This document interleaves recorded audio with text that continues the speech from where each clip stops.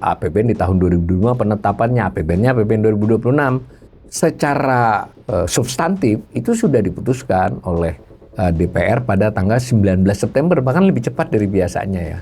Tetapi undang-undangnya itu belum ditandatangani, belum dinomori, belum dikasih di berita negara. Jadi secara hukum dia belum berlaku sebenarnya. Ini Purbaya mengatakan ini nggak perlu ada seremoni DIPA. Ya nggak soal seremoni DIPA, tapi kita kemana kita tahu DIPA-nya. Dan yang penting kalau buat KL dan daerah itu DIPA itu acuan dia untuk mencairkan. Itu dia ada rujukan dokumennya nomor berapa dari DIPA. Jadi ada payung hukumnya. Kalau nggak jadi temuan. Kalau tahun ini sampai saya assessment ini tidak ada penyerahan DIPA. DIPA-nya ada, nggak jelas juga kata Purbaya ya. Yuk jalan ini kita sudah jelas ada undang-undang ada ini seperti itu. Kita belum bisa melihat ya. Mungkin ada tapi dilaci tadi saya bilang.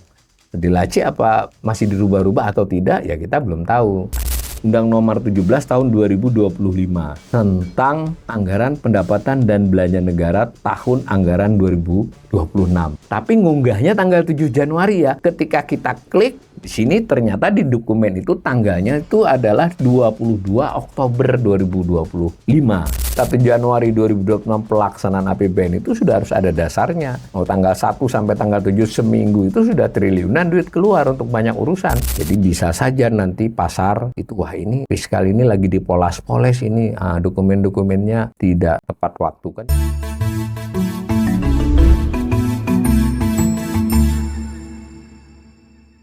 Salam cerdas, Ibu Bapak, saudara-saudara yang saya hormati. Sesi assessment kali ini saya akan membicarakan bagian dari apa yang disebut dengan bisnis proses atau proses bisnis dari APBN. Proses bisnis itu artinya bagaimana APBN itu disusun, dijalankan, kemudian dipertanggungjawabkan. Jadi lebih kepada prosesnya ya, bukan kepada angka-angkanya. Nah, yang akan saya soroti dalam assessment ini adalah keterlambatan undang-undang, peraturan presiden, dan DIPA daftar isian pelaksanaan anggaran dari APBN 2026 yang secara operasional sebenarnya sudah berlangsung beberapa hari ini ya selama bulan Januari. Nah, kita harus paham dulu secara umum proses bisnis APBN itu adalah siklus. Biasanya di internal kementerian itu disebut siklus APBN. Disebut siklus karena dia merupakan sesuatu yang berulang. Yang bahkan pada suatu waktu itu sebetulnya terjadi irisan antara satu proses di tahun tertentu dengan proses di tahun berikutnya. Jadi misal pada saat pelaksanaan APBN 2025 itu sedang terjadi penyusunan APBN 2026 dan mungkin juga pemeriksaan pada APBN yang 2025. Nah, secara sederhana digambarkan oleh 6 kegiatan ini mulainya dari yang saya kasih tanda panah itu, yaitu perencanaan dan penganggaran. Itu dari Januari sampai Juli. Ya, perencanaan dan penganggaran itu antara lain dimulai di bulan Januari, tapi ini mungkin kalau tanggal-tanggal awal belum, ya di pertengahan nanti. Secara teknis sebenarnya sudah nih, ini kan 2026 sedang berjalan, tetapi persiapan untuk menyusun APBN 2027 sudah dilakukan, ya disebut dengan perencanaan dan penganggaran APBN. Jadi APBN yang berjalan 2026 sekarang ini dilakukan sejak Januari tahun 2025 lalu ya. Antara lain urut-urutannya adalah arahan presiden, jadi arah kebijakan presiden. Nah itu bisa berupa keputusan presiden ataupun surat dari presiden kepada jajarannya. Lalu tahap berikutnya ada semacam resume ya dari Bappenas dengan bersama-sama dengan Kementerian Keuangan misalnya untuk mengolah lebih lanjut arah itu menjadi pokok-pokok pikiran dan pokok-pokok yang di-highlight, program prioritas dan lain sebagainya. Terus berlanjut itu. Nah, tapi kemudian yang lebih banyak nanti Kementerian Keuangan ya, meskipun Bappenas juga ikut, sampai kepada mengolah dari masukan-masukan dari kementerian. Di pertengahan di Februari Maret itu kementerian diberi sudah kementerian lembaga ya, nggak hanya kementerian, itu apa semacam pagu indikatif gitu ya, semacam pagu indikatif. Mereka nanti kasih feedback, diolah semua, lalu disiapkanlah apa yang namanya camp PPKF. Camp PPKF itu kurang lebih bulan Mei. Diajukan oleh Kementerian Keuangan, bukan diajukan ya, tapi disampaikan karena masih diproses sendiri kepada DPR. Dalam semua proses itu DPR sebenarnya sudah mulai terlibat, tetapi nanti pelibatan DPR yang lebih formal dan lebih legal itu nanti tahap selanjutnya, yaitu ketika dari camp PPKF itu sebutlah pra APBN Mei disusun lagi menjadi lebih rinci karena camp PPKF masih belum berupa rincian-rincian anggaran yang sifatnya misalnya sampai ke program atau eselon 1 ya, tapi lebih kepada beberapa angka-angka besar. Dan sebagiannya juga dinyatakan dalam persentase atas PDB, belum kepada jumlah. Nah, ketika diajukan tanggal 16 Agustus, tiap tahun ya, antara 16, 17, yang penting 16, biasanya 15, 16, 17, tergantung itu pidato presiden tanggal berapa. Itulah diserahkan RAPBN, rancangan APBN kepada DPR. Nah, dibahaslah oleh DPR, sebetulnya waktu pembahasan dibolehkan sampai Oktober, tapi belakangan ini sering selesai di bulan September. Pertengahan, minggu kedua atau minggu ketiga sudah selesai pleno DPR memutuskan APBN. Nah, ini pembahasan APBN di kedua ini ya. Nah, maka setelah pembahasan yang untuk tahun 2026 kemarin itu ya kalau saya tidak salah di kisaran 19 atau 20 September ya selesai. Secara substantif APBN sudah ditetapkan, tapi belum disahkan.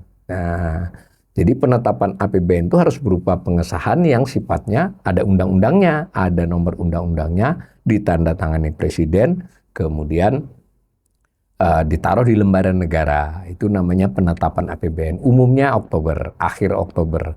Diperbolehkan sampai November. Nah, di antara Oktober sampai nanti mau dijalankan tanggal 1 Januari yang punya sekarang ini, itu ada beberapa bisnis proses juga nanti kita bahas ya. Nah, baru dilaksanakan sampai 31 Desember, lalu dilaporkan. Nah, pada dilaporkan lalu diperiksa oleh BPK. Tapi pada saat itu juga sudah mulai disusun lagi, di pertengahan pelaksanaan kan sudah diajukan lagi APBN 2027 nanti.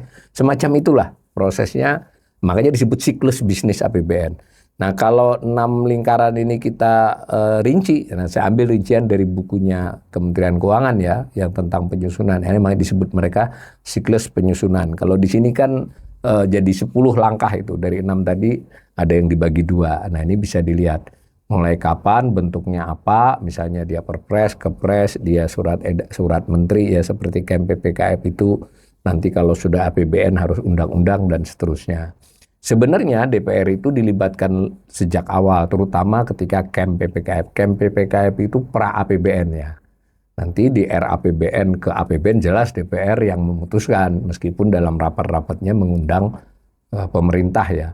Secara proses begitu DPR perannya penting, tapi dari prakteknya memang harus diakui pemerintah yang jauh lebih berperan.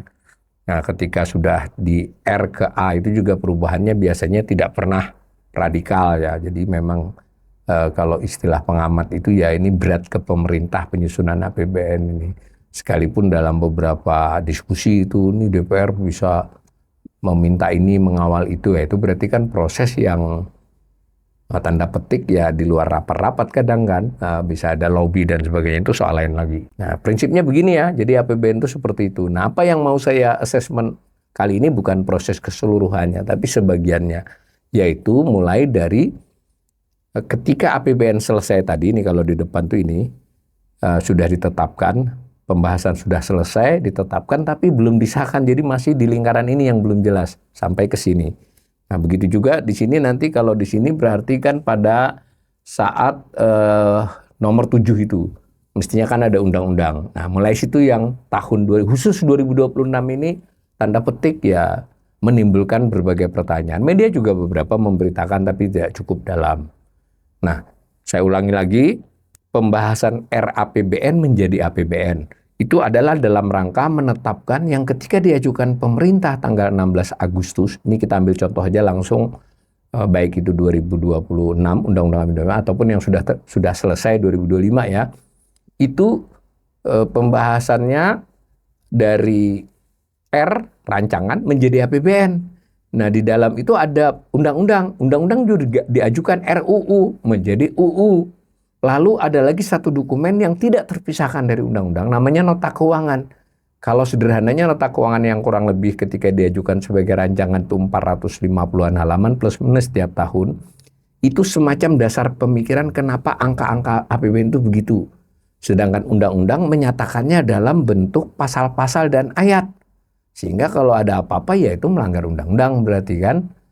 Nah, jadi nota keuangan itu bagian tidak terpisahkan dari undang-undang. Karena itu tetap ada dua, nota keuangan dan RAPBN. Yang satunya nanti kalau sudah dibahas, diselesaikan menjadi nota keuangan dan APBN. Ada perubahan pasti ya, meskipun besar atau kecilnya soal lain. Tadi setelah untuk contoh kasus di tahun 2026, maksudnya APBN 2026, kasusnya berarti kan adalah penetapan di APBN di tahun 2025, penetapannya APBN-nya APBN 2026. Itu secara substantif itu sudah diputuskan oleh DPR pada tanggal 19 September, bahkan lebih cepat dari biasanya ya. 19 September 2025 itu sudah ada pleno penetapan Undang-Undang APBN 2026. Tetapi undang-undangnya itu belum ditandatangani, belum dinomori, belum dikasih di berita negara. Jadi secara hukum dia belum berlaku sebenarnya. Ini untuk menanggapi para netizen saya ketika saya membacakan berita bahwa saya dianggap menyebarkan hoax, bahwa waktu saya baca berita itu memang belum ada undang-undangnya, belum ada di publik gitu loh. Masalah ada di lacinya Setnek itu soal lain ya kan, kita sebagai pengamat ekonom dan pemirsa ini kan lihatnya dari yang sudah dipublikasi, nggak bisa yang di lacinya Setnek ya, karena memang Setnek kan yang ngurus soal itu.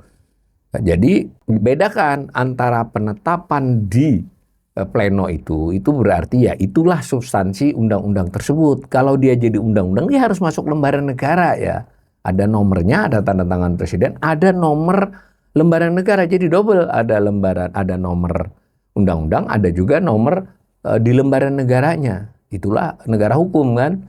Nah, paripurnanya sudah selesai 19 September. Tapi undang-undangnya itu baru ada untuk publik tanggal 7 Januari ya, 2026. Ini nggak lazim ya. Biasanya pasti di tahun sebelumnya, entah November, entah Desember, malah sering November. Nah, ini saya taping tanggal 8 ya. Itu saya baru lihat pemerintah mengunggah di laman Setnek itu baru tanggal 7 ya, kemarin. Nah, sebenarnya juga ada nota keuangan nanti. Kalau yang saya baca di situ memang undang-undang sudah ada nomornya. Nomor 62 tahun 2000. Nomor 62 2024 itu yang tahun lalu untuk APBN 2025. Ada juga nomor lembaran negaranya nomor 226 tahun 2020 itu tahun kemarin.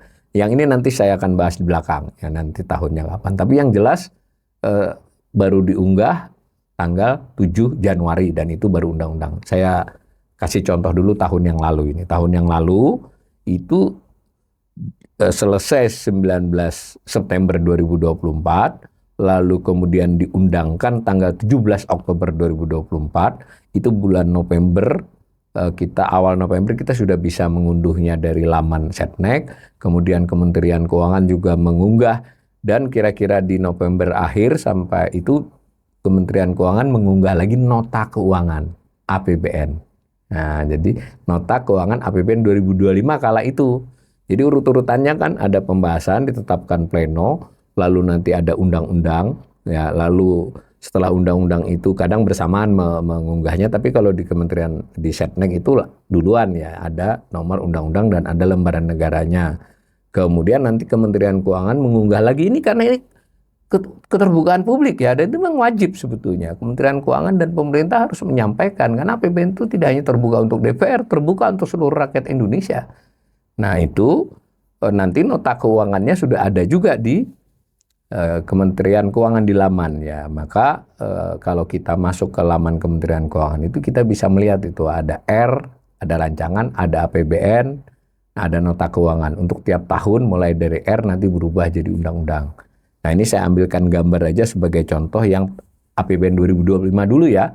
Nah, ada RAPBN, bahkan ada iklannya, advertorial namanya, ada rancangan undang-undangnya, ada nota keuangan RAPBN-nya, lalu ada himpunan rencana kerja dan anggaran. Masih rencana kerja RKA ya. Nah, ketika sudah dibahas, nanti keluarnya adalah Undang-Undang Nomor 62 Tahun 2024. Ini jarak ini dengan ini lama ya, karena waktu mengunggah R itu di bulan Agustus sudah diunggah. Yang ini umumnya November. Dan November ya. Nah, ini lalu tadi yang sudah advertorial itu sudah ganti informasi, angkanya sesuai, lalu ada nota keuangannya. Jadi semacam itu untuk tahun yang lalu. Pertanyaannya ya, ini mungkin untuk lebih jelas lagi saya ambil satu-satu nih. Jadi waktu diajukan rancangan undang-undang APBN 2025 ya, bukan yang sekarang ya. Lalu ada undang-undangnya, ini saya potong, saya capture, tanda tangan waktu itu masih Jokowi kan, tanggal 17 Oktober 2024, beliau diganti tanggal 20 kan. Lalu ada lembaran negaranya, ada seperti inilah, ada nomor undang-undang, ada nomor lembaran negara. Nah, sedangkan dokumennya yang sebelah kanannya, Undang-Undang Nomor 62 Tahun 2024. Nah, mungkin ada sedikit perubahan, biasanya di beberapa kalimat di RUU itu. Tidak, yang jelas kan ada angka yang sedikit berubah, pasti berubah di sini, di undang-undang ini. Karena dalam pembahasan itu ada perubahan. Begitu juga dengan nota keuangannya. Nota keuangan ini berubahnya agak lebih banyak ya, karena kan nota keuangan itu dasar pemikiran. Nah, setelah beberapa bulan itu kan sudah ada angka-angka yang lebih baru ya, misalnya tentang kondisi perekonomian dan sebagainya. Karena pada waktu berupa rancangan itu kan diajukannya Agustus, data-data rata-rata sampai Juni, maksimal Juli. Nah, ketika dia mengajukan nota keuangan kan itu sudah bulan November. Itu sudah ada data yang lebih dekat, lebih update ya. Dan begitu juga beberapa angka juga dijelaskan ulang. Ada lagi tambahan yang lebih penting, yang semula ada di buku 3 RKA rancangan pekerja tadi, kemudian digabung tuh dengan nota keuangan yang sudah ditetapkan baru ya, dengan sedikit perubahan itu, sehingga halamannya jadi beda. Ketika rancangan nota keuangan kurang lebih 458 halaman, ketika ditetapkan itu 950 halaman. Ini untuk kasus APBN 2025. Disitulah ringkasan penjelasan RKAKL. Yang tadi dirancangan kan RKAKL ini ada penjelasan tambahan dan juga mungkin perubahan angka. Nah, ini dokumen semua terbuka untuk publik, bisa diunduh ya. Nah, lalu yang himpunan ini tidak lagi mengalami perubahan, dia pindah ke nota keuangan ya. Jadi isi yang ini pindah ke sana. Nah, kira-kira begitu ya yang terjadi di 2020 Undang APBN 2025 dengan prosesnya. Tahun-tahun sebelumnya sama, relatif di 10 tahun terakhir ya seperti itu prosesnya. Sebetulnya secara perundang-undangan sudah sekitar 15-an tahun, 2 dekade mulai 2000 berapa ya yang lebih tertib itu mungkin mulai lebih 2010 ya. Sampai sekarang ya seperti itu prosesnya. Nah, maka saya ulangi lagi, setelah dia ditetapkan menjadi undang-undang, lalu ada nota keuangannya tadi, yang baru ya sudah, bukan R lagi. Maka lalu ditetapkanlah peraturan presiden tentang rincian anggaran, berarti di bawah undang-undang kan. Jadi yang tadi ada di anggaran itu dibuat lebih rinci. Nah, di sini kementerian lembaga di rincian itu sudah, penyebutannya bukan eselon 1 ya, di situ ada disebut program. Tapi kalau kita melihat setiap program itu diampu artinya dikelola oleh eselon 1 di kementerian atau lembaga tersebut. Eselon 1 atau selevel eselon 1, dirjen kah, deputi kah. Jadi sudah begitu rinciannya, bahkan lebih rinci lagi. Untuk dia bersumber, misalnya kalau dia belanja, dia ada sumbernya dari rupiah murni, dari apa gitu ada informasinya. Nah, itu namanya rincian anggaran belanja pemerintah pusat dan dokumen pelaksanaan. Dokumen pelaksanaan anggarannya nanti satu ya. Dulu rincian anggaran belanja pemerintah pusat. Itu cukup bisa mencapai 400-600 halaman lebih ya bahkan ya. Tergantung, apalagi di era Prabowo ini kementerian lembaganya banyak, kan jadi lebih banyak lagi dia. Nah, Perpres itu sendiri tidak boleh mengacunya kepada tadi RKAKL yang di nota keuangan yang sudah ditetapkan tadi. Jadi ini hanya lebih rinci gitu, kerincian terutama di kolomnya. Ya, di kolomnya yang terkait dengan angka-angka, biasanya sumber dana dan rincian dia kepada misalnya dia program manajemen di suatu kementerian lembaga, itu apa saja rinciannya. Dan juga di spek di kolom itu ini masuknya belanja pegawai, ini masuknya belanja barang, ini masuknya belanja modal. Sehingga buat pengamat fiskal seperti saya ya dengan data itu bisa melakukan analisis. Memang kelemahannya mestinya kayak begitu itu ditaruh dalam file Excel dan bertahun-tahun supaya kita bisa, misalnya tidak hanya keperluan pengamat ya, kawan-kawan yang tesis kah, yang disertasi kah, atau untuk riset kah. Sayangnya tidak user friendly ya di data-data di kementerian lembaga kita ini. Tapi sebenarnya tersedia, cuma harus kerja keras untuk mengolahnya. Setelah ada rincian Perpres tadi, barulah ada yang namanya DIPA, Daftar Isian Pelaksanaan Anggaran. Itu levelnya sebetulnya hanya pada level Dirjen Perbendaharaan Negara ya. Jadi khusus belanjanya. Kalau di nota keuangan dan APBN itu kan ada pendapatan, ada belanja ya toh. Nah, kemudian kalau di Perpres juga masih ada tuh pendapatan dan belanja. Kalau untuk DIPA ini, anak pelaksanaan anggaran ini lebih mengacu kepada belanjanya.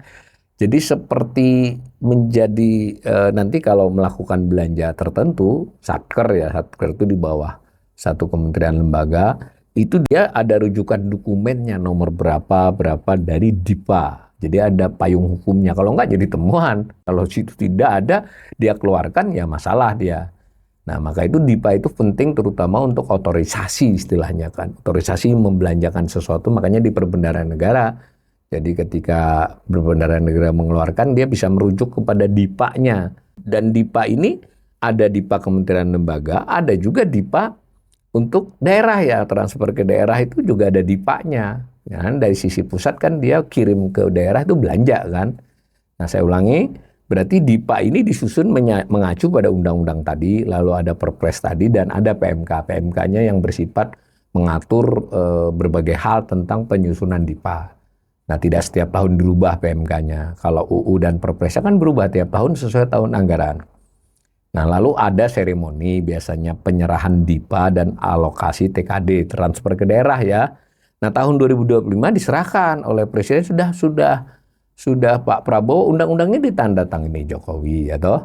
Nota keuangannya itu sudah di era Pak Prabowo sebenarnya, tapi kan karena bagian tidak terpisahkan dari undang-undang yang ditandatangani Jokowi, berarti ya itu sebenarnya bagian dari undang-undang itu.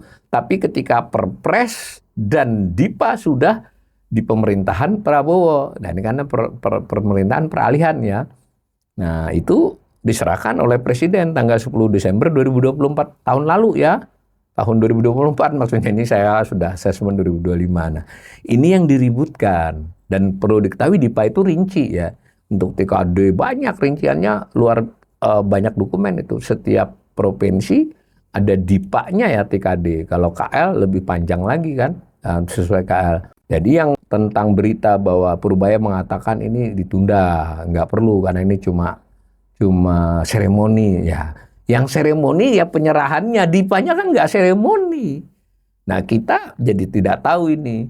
Karena pada waktu itu sempat 16 Desember direncanakan penyerahan DIPA oleh Presiden Prabowo. Tapi katanya karena Presiden ada acara yang serius ya ketika itu bencana Aceh, yaitu ditunda. Tapi kan dari 16 sampai 31 kan setengah bulan ya, nggak ada juga penyerahan DIPA. Bahkan kemudian di awal tahun, di 31 Desember, itu Purbaya mengatakan ini nggak perlu ada seremoni DIPA. Ya nggak soal seremoni DIPA, tapi kita kemana kita tahu DIPA-nya? Nah, kalau pengamat seperti saya kan butuh untuk analisis. Dan yang penting kalau buat KL dan daerah itu DIPA itu acuan dia untuk mencairkan. Nah mungkin ada, tapi kan di sini kita kritiknya antara ada dengan tidak ada ini adalah ya, bagaimana pertanggungjawaban keterbukaan kepada publiknya dalam hal ini? Nah, yang jelas begitu ya. Jadi DIPA-nya sampai saat ini enggak. Nah, lalu ini contoh DIPA nih. Contoh DIPA nah, di tahun 2000, anggaran 2025. 2025 belum ada ya. Nih, lihat nih. Banyak sekali file yang bisa di-download. Pada waktu itu DIPA 30 November 2024 tadi. 16 September undang-undangnya 2024 ya untuk APBN 2025. Lalu Oktober tadi lalu ada undang-undangnya, lalu nota keuangannya sudah dibuat November, diunggah oleh Kementerian Keuangan, lalu DIPA-nya tanggal 30 November, diserahkannya tanggal 16 Desember, itu seremoninya. seperti ini. Ini untuk APBN 2026 belum ada ya, belum ada semua. Nah, saya masuklah kepada ini tadi contoh. Saya ulangi sedikit kesimpulan biar karena ini tidak ada angka-angka ya. Jadi APBN ini kita kembali ke APBN 2025 bukan yang sekarang 2026 ya. Itu sudah ditetapkan APBN, lalu ada belanja 3.621 triliun, itu perlu ada DIPA-nya untuk menjadi acuan ketika dia dikeluarkan. DIPA-nya itu ada DIPA Kementerian Lembaga, ada DIPA BUN. DIPA BUN itu apa? BUN itu Bendahara Umum Negara. Karena ada pengeluaran yang tidak atas nama kementerian, tapi atas nama Bendahara Umum Negara. Apa misalnya? Bayar bunga utang, itu bukan Kementerian Keuangan, tapi Menteri Keuangan sebagai BUN. Itu harus ada DIPA-nya juga. Biar dia yang ngelola duit juga harus ada. Karena ini negara ya, jadi harus ada dokumen-dokumennya. Nah, semacam itu. Dan seterusnya. Dan saya ulangi, tahun lalu untuk APBN 2025 itu diserahkannya 10 Desember 2024. Tahun ini sampai saya asesmen ini tidak ada penyerahan DIPA. DIPA-nya ada, nggak jelas juga kata Purbaya ya, yuk jalan ini kita sudah jelas ada undang-undang ada ini seperti itu. Nah, kita belum bisa melihat ya. Mungkin ada, tapi dilaci tadi saya bilang. Dilaci apa masih dirubah-rubah atau tidak ya kita belum tahu. Nah, saya kutipkan nih media-media yang sudah mempertanyakan soal itu. Saya pilih 3 ini. Yang Tempo itu tanggal 4 Januari. Apa implikasi Undang-Undang APBN 2006 yang tak kunjung dipublikasikan? Ini Tempo lebih pas ini. Tidak dipublikasi, disahkan atau tidak, kalau dilaci kita kan nggak tahu. Nah, itu tanggal 4 Januari lalu loh. Lalu ada kontan ini, hingga awal 2020 keberadaan Undang-Undang APBN masih misterius. Lalu itu tanggal 6, tanggal 6. Lalu ada Bisnis Indonesia tanggal 5. DIPA belum diserahkan. Undang-Undang APBN tak juga diterbitkan. Belanja dulu aman. Jadi bukan saya saja ya, supaya ini pemirsa yang wah ini kanal suka mengadu domba, suka hoax. Ini kan berita media mainstream ya, bukan saya. Ya saya tentu menyelidiki di dalam, sebagai ekonom saya tidak bisa hanya berdasarkan berita ini. Saya cek di GDIH, di laman Kementerian Keuangan, di laman Setnek. Ini benar. Nah baru ada pada tanggal 7, itu tadi kan berita sebelum 7 itu kemarin ya, ini tanggal 8 saya assessment. Itu baru keluar di GDIH. GDIH itu ya kita bisa mengunduh berbagai peraturan ya, undang-undang, perpres, kepres dan sebagainya bisa. Nah ini kalau di unduhan tadi malam nih saya lakukan, itu ada sudah Undang-Undang nomor 17, nomor 3 itu ya, Undang nomor 17 tahun 2025 tentang anggaran pendapatan dan belanja negara tahun anggaran 2026. Nah kan, ada di situ ternyata. Tapi ngunggahnya tanggal 7 Januari ya. Ketika kita klik, nah ada keluar ini ya. Ini. Ada keluar ini. Nanti kalau Anda klik ada dokumennya. Di sini ternyata di dokumen itu tanggalnya itu adalah 22 Oktober 2025. Jadi nggak ada melanggar aturannya bahwa itu ditandatangani 22 Oktober 2025. Nah, di sini adalah asas kepatutan dan asas keterbukaan. 7 Januari baru kita bisa baca itu. Nah, kemudian kalau kita mau melihat di urut-urutan yang disajikan JDH ini, logikanya kan urut-urutannya memang berdasarkan unggahan. Tapi mestinya, nah ini yang menarik ya, ada Undang-Undang nomor 18, 19, itu sudah diunggah lebih dulu. Dan kalau kita klik tanggalnya, itu tanggalnya 29 Oktober. Jadi tanggalnya lebih belakang dari Undang-Undang APBN. Make sense ya? Nah, jadi dia, dan bahkan ada kepres di situ. Kepres itu tanggal 13 November ya. Sudah diunggah lebih dulu dari Undang-Undang APBN. Boleh dong saya kritis ya. Ini apa dulu dikasih slot nomornya gitu ya, dilewati, masih diproses. Itu tanggal dan ininya sudah disiapkan duluan. Nah, itu kan bisa begitu jadinya kalau keterbukaan tidak cukup transparan ya. Ini bukan soal wah mungkin beberapa pemirsa yang tidak biasa, kurang biasa ya mencermati soal-soal keuangan begini, itu kan perkara sepele. Enggak ya, ini bukan perkara sepele. Ini perkara pertanggungjawaban publik terhadap pengelolaan keuangan negara, bukan hal main-main.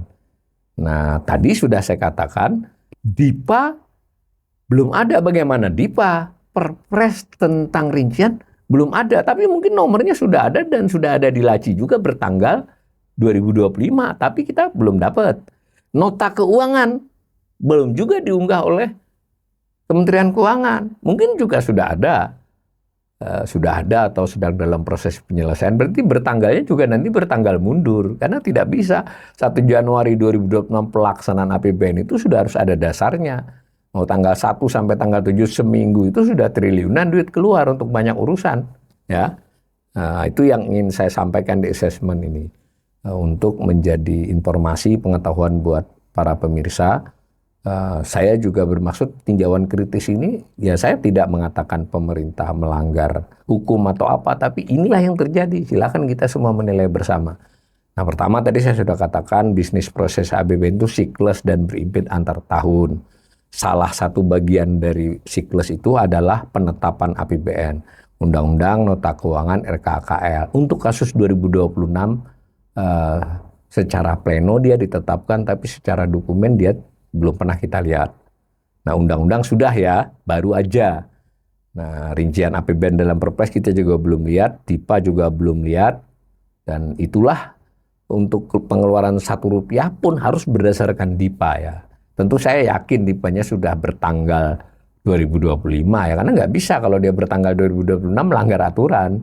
Tapi bagaimana mungkin ini Pak Purbaya ini orang yang terus terang, yang saya kira juga terbuka pikirannya, pernyataannya juga cukup berani lah. Nah, mengapa hal-hal yang malah lebih serius ini dia sebutlah abai kan dibandingkan tahun-tahun lalu. Maka saya kira ini juga kritik ya buat Kementerian Keuangan, khususnya Menteri Keuangan. Ya, ini bisnis proses yang menjadi acuan tidak hanya netizen ya, pasar juga. Jadi bisa saja nanti pasar, pelaku pasar terutama modal ya, itu wah ini fiskal ini lagi dipoles-poles ini, dokumen-dokumennya semua tidak tepat waktu kan, jadi kemana-mana larinya. Jauh lebih berbahaya begitu dibandingkan dia disajikan lalu memang diakui ada beberapa hal yang masih harus diwaspadai kan, seperti itu. Nah, mudah-mudahan informasi saya ini membuat berikutnya Kementerian Keuangan lebih terbuka, karena itu wajib buat Kementerian Keuangan. Karena APBN itu adalah sesuatu yang harus disampaikan, perintah Undang-Undang Dasar ya, terbuka kepada masyarakat dan sepenuhnya untuk kemakmuran rakyat.